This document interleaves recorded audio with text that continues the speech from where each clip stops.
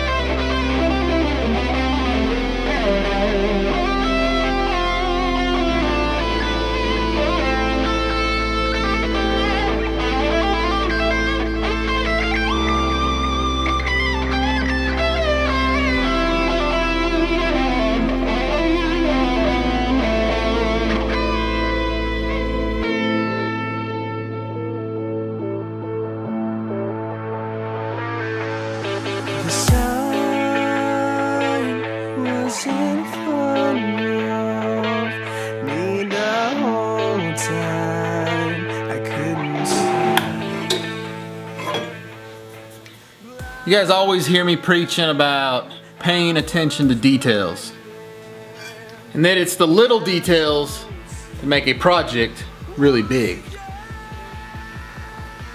And the way that I plan to do these vacuum lines is not going to be any different. It's going to show that the little details are what matter.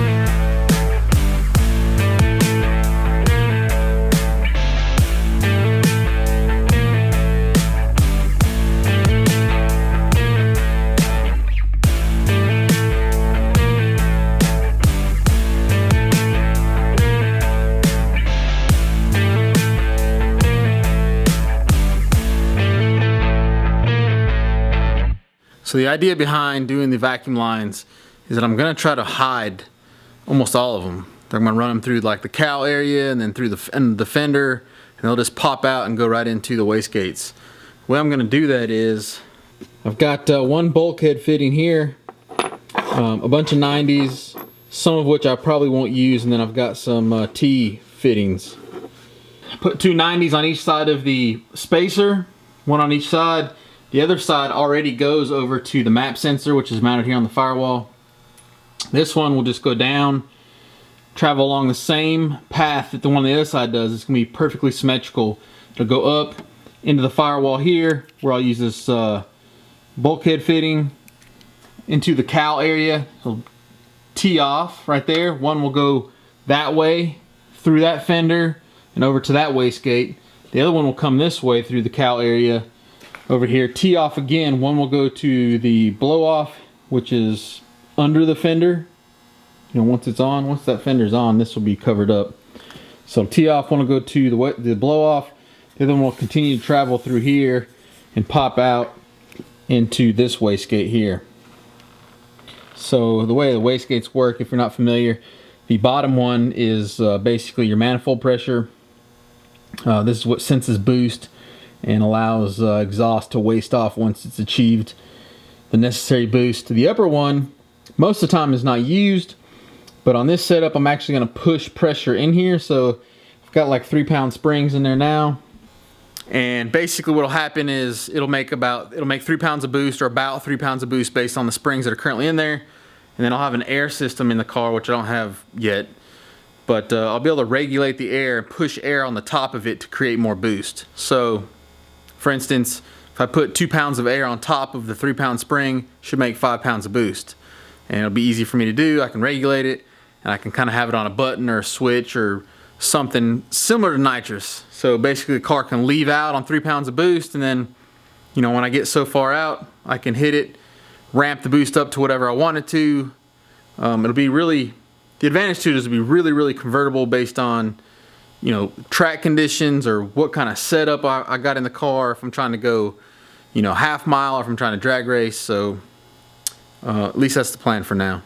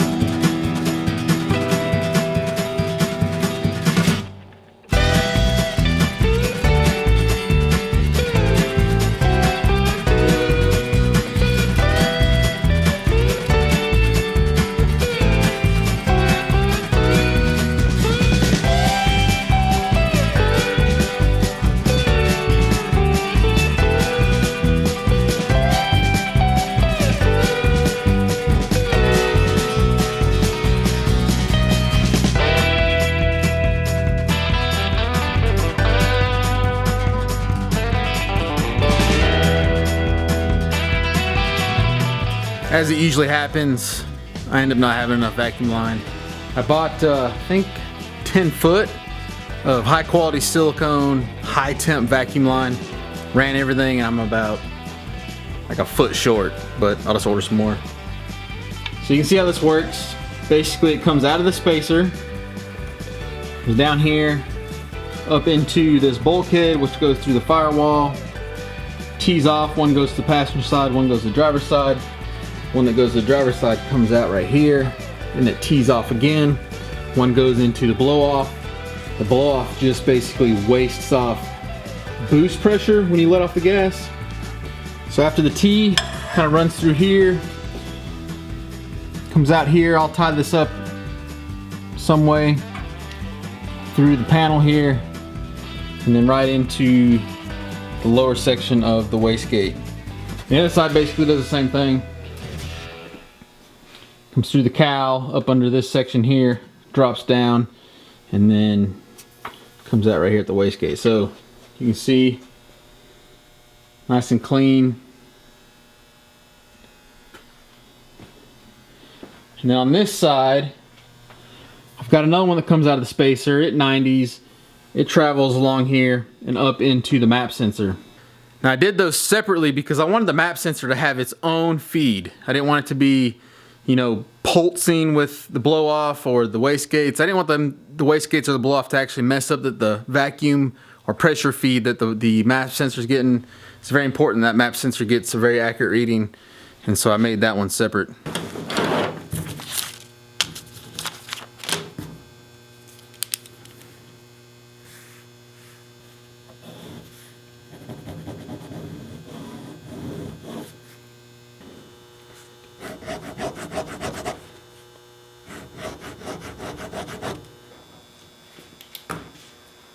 Alright guys, making progress on the goose. Gonna take probably 1 or 2 episodes off on the goose.